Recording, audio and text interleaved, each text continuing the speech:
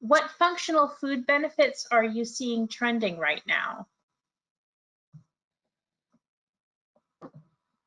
I can kick off this one. It was one that I kind of teetered with back and forth when choosing my top three. But I think mental health in all aspects is something that's really trending right now.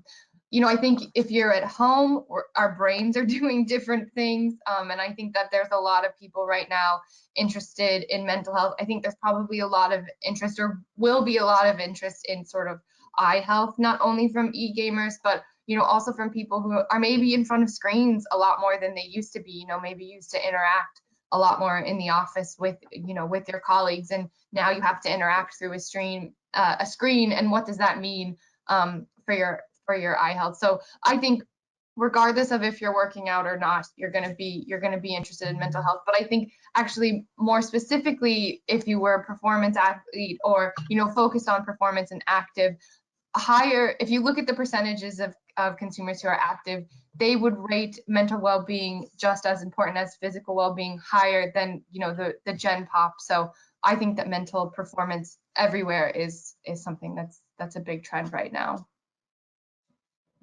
Kind of keying into that mental health piece too, I see some interest in regards to people not thinking necessarily of themselves, but thinking of their children. So kids are kind of in two classifications right now.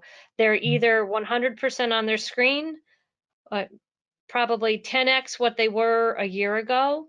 And so there's concern about, again, their mental health, but then also the rest of their health, because they're not as active and they're sitting still and they're on the screen, focused on the screen constantly.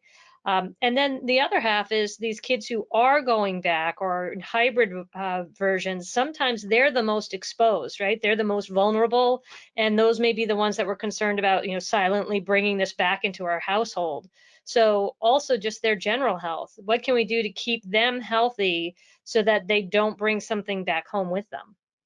Because I've seen a lot where, you know, it's the kids are more exposed than anybody else, and of course you're the least in control of their day-to-day habits, right? You send them off to school in their mask and you hope that they wash their hands, but we all know that that's probably not at 100% compliant.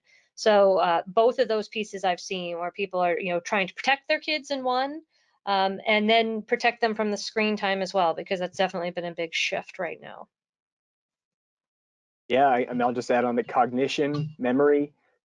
Even though we're maybe not living at quite as fast a pace overall, there's still a lot going on at home, with kids being there, having to go to school or not going to school, doing school from home. And consumers are really looking to get function out of their products and their foods. And much of that seems to be around, you know, cognition and nootropics in that realm.